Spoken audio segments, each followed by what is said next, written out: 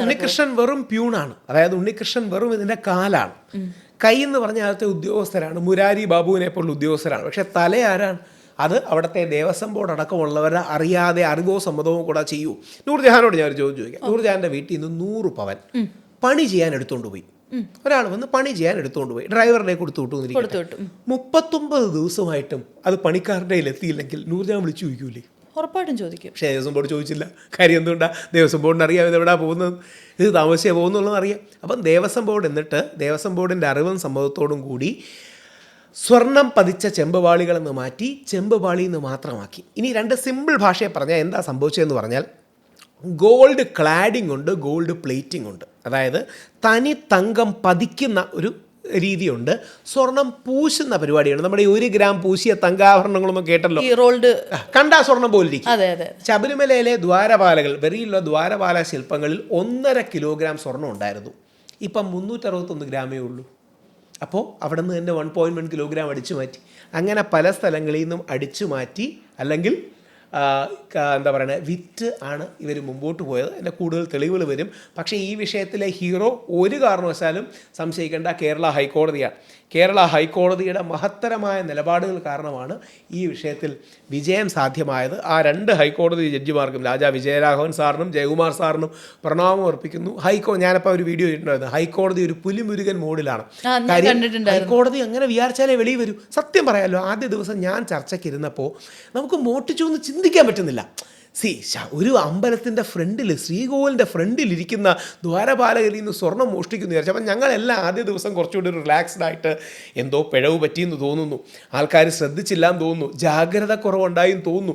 അവിടെ എവിടെയും തൊടാതെ ഞങ്ങളെല്ലാം നിലപാട് പറഞ്ഞുള്ളൂ. വേറൊന്നും കൊണ്ടല്ല, നമുക്ക് അത്ര വലിയ കള്ളന്മാരാൻ ചിന്തിക്കാൻ പറ്റുന്നില്ല. ഈ ബാൻഡിറ്റ് ക്വീൻ സിനിമയൊക്കെ ഉണ്ടല്ലോ, ചമ്പൽ കൊള്ളക്കാരെ കുറിച്ചുള്ള സിനിമയാണ്. അതായത് ഇന്ത്യയിലെ ഏറ്റവും മോശം കൊള്ളക്കാർ ചമ്പൽ കൊള്ളക്കാരാണ്.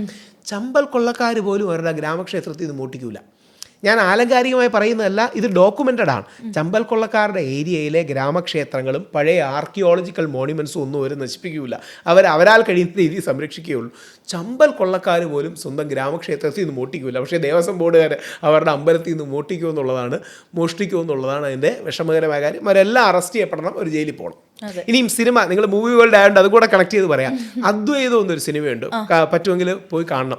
കണ്ടിട്ടുണ്ടെങ്കിൽ 1991 മോഹൻലാലിൻ്റെ പ്രിയദർശൻ്റെ ഗംഭീര സിനിമയാണ്. അദ്വൈതം സിനിമ നടക്കുന്ന പല കാര്യങ്ങളാണ് കേരളത്തിൽ ഇപ്പം നടക്കുന്നത്. കൃത്യമായ അദ്വൈതം സിനിമ കണ്ടാൽ പല കാര്യങ്ങളും ഇന്നത്തെ രീതിയിൽ നമുക്ക് മനസ്സിലാകും. അപ്പോൾ അതൊരു നമ്മുടെ അമ്പലങ്ങളുടെയൊക്കെ ഒരു പ്രശ്നമാണ്. ഈ ഘടനാപരമായ അമ്പലങ്ങൾക്കൊക്കെ ഒരുപാട് പ്രശ്നങ്ങളുണ്ട്. വളരെ ആഴമേറിയ വിഷയമാണ്, മറ്റൊരു ടോപ്പിക്കാണ്. അതായത് ശരിക്കും നമ്മുടെ അമ്പലങ്ങൾ ഗവൺമെൻറ്റിൻ്റെ അടിയിലേക്ക് പോകുന്നത് ഹിസ്റ്ററി ജസ്റ്റ് ഒന്ന് അറിഞ്ഞിരിക്കാനാണ്. കേണൽ ജോൺ മൺറോ എന്ന ബ്രിട്ടീഷ് സായിപ്പ് ഇവിടെ റെസിഡൻ്റ് ആയിരുന്ന സമയത്താണ്. വേലുത്തമ്പി ദളവ എന്ന് കേട്ട് കാണും, നമ്മൾ സ്കൂളിൽ പഠിക്കുന്നു. വേലുത്തമ്പി ദളവ ബ്രിട്ടീഷുകാർക്കെതിരെ യുദ്ധം ഓർഗനൈസ് ചെയ്യും. അപ്പോൾ വേലുത്തമ്പി ദളവ പരാജയപ്പെട്ട് അദ്ദേഹം നമ്മളെ വിട്ടുപിരിഞ്ഞതിന് ശേഷം അമ്പലങ്ങൾ കേന്ദ്രീകരിച്ച് ബ്രിട്ടീഷ് സർക്കാരിനെതിരെ യുദ്ധമുണ്ടാകാതിരിക്കാനും കലാപം ഉണ്ടാകാതിരിക്കാനുമാണ് ബ്രിട്ടീഷുകാർ ഈ അമ്പലങ്ങൾ പിടിച്ചെടുക്കുന്നത്. ഇന്ത്യക്ക് സ്വാതന്ത്ര്യം കിട്ടി, പക്ഷേ ഇപ്പോഴും അമ്പലങ്ങൾക്ക് സ്വാതന്ത്ര്യം കിട്ടിയില്ല എന്നുള്ളത് ദൗർഭാഗ്യവശായ ഒരു സ്ഥലമാണ്. അങ്ങനെയാണ് ഈ രാഷ്ട്രീയക്കാർക്കൊക്കെ ഇത്രയും കയറി കട്ടുപിടിക്കാൻ ഒരു അവസരം കിട്ടുന്നത്. ഹോപ്പ്ഫുള്ളി മാറുമെന്ന് പ്രതീക്ഷിക്കാം. ഈ ഒരു ടോപ്പിക്ക് പറഞ്ഞതുകൊണ്ട് പറയാം, നമ്മുടെ ഗുരുവായൂർ അമ്പലത്തിൽ റീസെൻ്റ്ലി ഒരു മുസ്ലിം ആയിട്ടുള്ളൊരു ഇൻഫ്ലുവൻസർ കയറിയപ്പോൾ അമ്പലം മുഴുവൻ പുണ്യാഹം തെളിച്ച് ഫുള്ള് വൃത്തിയാക്കി. ഞാനൊരു മുസ്ലിമാണ്, എനിക്ക് സത്യം പറഞ്ഞാൽ എല്ലാ ദൈവങ്ങളെയും ഇഷ്ടമുള്ള ആളാണ്. പ്രത്യേകിച്ച് നമുക്കെല്ലാവർക്കും കൂടുതൽ ദൈവങ്ങളെ ഒന്നും അത്രയ്ക്ക് ഡീറ്റെയിൽ ആയിട്ട് അറിയില്ലെങ്കിലും ഉണ്ണിക്കണ്ണനോട് ഒരു സ്നേഹം തോന്നും. കൊച്ചിലെ മുതൽ ഞാനിപ്പോൾ ഡാൻസ് ഒക്കെ പഠിക്കുമ്പോഴായാലും ഉണ്ണിക്കണ്ണനോട് നമുക്കൊരു സ്നേഹം തോന്നും, കൾച്ചറലി നമുക്ക് അതിനോട് ഇഷ്ടം തോന്നും. അപ്പോൾ എനിക്കാണെങ്കിലും പോലും ഈ ഗുരുവായൂർ പോകണം, അത് ഭയങ്കര ആഗ്രഹമുള്ള കൂട്ടത്തിലാണ്. അപ്പം നമ്മളെ എന്തായാലും അങ്ങോട്ട് ചെന്ന് കഴിഞ്ഞാൽ കണ്ണൻ ഓടിച്ചു വിടുമെന്ന് തോന്നുന്നില്ല. അപ്പോൾ എന്തുകൊണ്ടാണ് ഈ ഒരു കാര്യം? ചില കാര്യങ്ങളിൽ എന്താ പ്രശ്നം എന്ന് പറഞ്ഞാലേ, എല്ലാ അമ്പലങ്ങൾക്കും അതിൻ്റെ ആചാരാനുഷ്ഠാനങ്ങളും രീതികളും ഉണ്ട്, നമ്മൾ ആദരിക്കണം. എന്നാൽ ശബരിമല പോലെ പല കാര്യങ്ങളിലും നമ്മൾ ഇൻക്ലൂസീവ് ആകണം. അപ്പം ശബരിമലയിൽ ഹിന്ദു, ക്രിസ്ത്യൻ, മുസ്ലിം എല്ലാവർക്കും പ്രവേശനം ഉണ്ടെന്ന് മാത്രമല്ല, ഉള്ളിലൊരു ഇസ്ലാമിക പ്രതിഷ്ഠയുണ്ട്. അതായത് ശബരിമലയ്ക്കുള്ളിലൊരു വാവര് നടയുണ്ട്. ഇസ്ലാം മത വിശ്വാസികൾക്ക് സഗുണാരാധന, വിഗ്രഹാരാധന തുടങ്ങിയ കാര്യങ്ങൾക്ക് ദൈവശാസ്ത്രപരമായ വിയോജിപ്പുള്ളതുകൊണ്ട് അവിടെ വാവറുടെ ഒരു വാളും മറ്റും വെച്ചാണ് ആദരിക്കുന്നത്. അത് എരുമേലി പള്ളിയിലാണെങ്കിലും എരുമേലി അയ്യപ്പ ക്ഷേത്രത്തിലാണെങ്കിലും, കാര്യം അതാണ് പരിശുദ്ധ ഇസ്ലാമിൻ്റെ വിശ്വാസം. അപ്പോൾ ഇത്തരം കാര്യങ്ങളിലേ ചില കാര്യങ്ങളിൽ ഒരു സോഫ്റ്റ് നിലപാട് ചില കാര്യങ്ങളിൽ ഉണ്ടെങ്കിൽ നല്ലതാണ്. അതായത് ജാസ്മിൻ അങ്ങനെ ആരെയും മനഃപൂർവ്വം വേദനിപ്പിക്കാൻ പോയതാണെന്ന് എനിക്ക് തോന്നുന്നില്ല, ഒരു പ്രശ്നം ഉണ്ടാക്കാൻ പോയതാണെന്ന് തോന്നുന്നില്ല.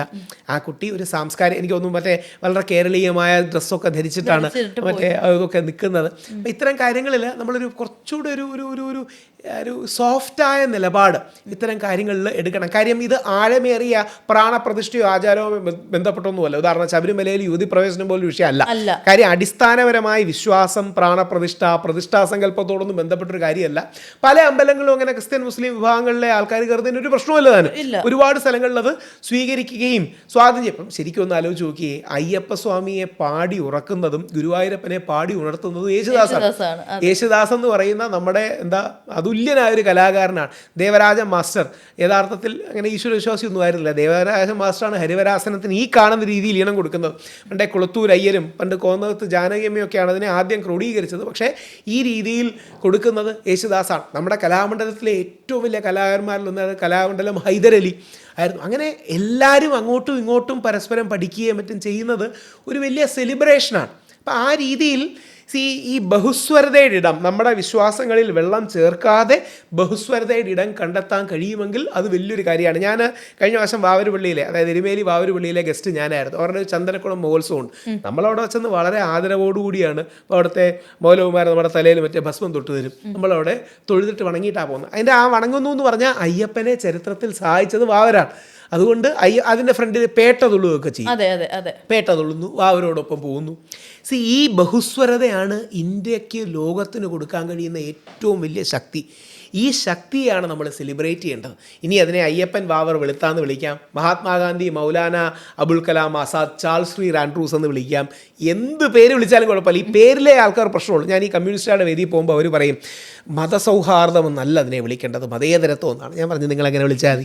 കോൺഗ്രസിൻ്റെ വേദിയിൽ പോകുമ്പോൾ അവർ പറയും മതസൗഹാർദ്ദം എന്ന്, BJPയുടെ വേദിയിൽ പോകുമ്പോൾ അവർ പറയും ബഹുസ്വരതയും ആർഷഭാരത സംസ്കാരവും. എന്ത് പേര് വിളിച്ചാൽ എന്താ, അടിസ്ഥാനം ഒന്നേ ഉള്ളൂ, പരസ്പരം വിദ്വേഷം പാടില്ല, പരസ്പരം സൗഹാർദ്ദവും സാഹോദര്യവും ഉണ്ടാകണം. അപ്പം ഞാൻ അറിയാമെന്നറിയില്ല, എൻ്റെ വീട്ടിലാണ് ഇന്ത്യയിലെ ഒരുപക്ഷെ ഏറ്റവും വലിയ ജീസസ് ക്രൈസ്റ്റിൻ്റെ ഫേസ് വാൾ പെയിൻറ്റിങ്.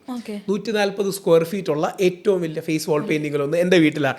ഞാൻ YMCAയുടെ യങ് മെൻ ക്രിസ്ത്യൻ അസോസിയേഷൻ്റെ യൂത്ത് വിങ് ആയ യൂണിവയുടെ സെക്രട്ടറി ആയിരുന്നു, എൻ്റെ ഭാരവാഹിയായിരുന്നു. എൻ്റെ ജീവിതത്തിൽ എൻ്റെ വീട്ടുകാർ കഴിഞ്ഞാൽ ഏറ്റവും വലിയ ഇൻഫ്ലുവൻസ് YMCA ആണ്. ഇതാണ് നമ്മുടെ ഒരു സിൻക്രറ്റിക് കൾച്ചർ. ആ സിൻക്രറ്റിക് കൾച്ചറിനെ നമുക്ക് സെലിബ്രേറ്റ് ചെയ്യാൻ കഴിയണം. ഉറപ്പായിട്ട്. അതുപോലെ തന്നെ ഇപ്പോൾ റീസെൻ്റ്ലി നടന്ന ഒരു സൂയിസൈഡ് നോട്ട്, അത് ഇൻസ്റ്റഗ്രാമിൽ ഒരുപാട് നമ്മൾ ഹാർട്ട് ബ്രേക്കിംഗ് ആയിരുന്നു. കണ്ടിരുന്നു ഒരു അനന്തു എന്ന് പറഞ്ഞിട്ടൊരു ആളുടെ ഒരു സൂയിസൈഡ് നോട്ട്. ആള് അതിനകത്ത് മെൻഷൻ ചെയ്തേക്കുന്നത് ഒരു 14-15 പേജസ് വരുന്നൊരു സൂയിസൈഡ് നോട്ടാണ്. അയാളുടെ ചെറുപ്പത്തിൽ ഷാഖയിൽ പോയിട്ട് അദ്ദേഹത്തിന് അവിടുന്ന് ഒരുപാട് സെക്ഷുവൽ അബ്യൂസിങ് ഉണ്ടായി. ആളുകളുടെ പേര് അയാൾ മെൻഷൻ ചെയ്തിട്ടുണ്ടായിരുന്നു. ദെൻ ഒരു ലോങ് വീഡിയോ വന്നിട്ടുണ്ടായിരുന്നു. ആ ചൈൽഡ്ഹുഡ് ട്രോമയെ ആൻഡ് അയാൾ ലൈക്ക് സൂയിസൈഡ് ചെയ്തു. ആ ഒരു പോസ്റ്റ് കണ്ടു ഞാൻ കണ്ടിരുന്നു. അല്ല അതൊരു വ്യാപകമായ സംഭവമൊന്നും അല്ല, ഒറ്റപ്പെട്ട സംഭവമാണ്. അങ്ങനെ ആണെങ്കിൽ പോലും അറസ്റ്റിലെ ആൾക്കാർ അത് അഡ്രസ്സ് ചെയ്യണം.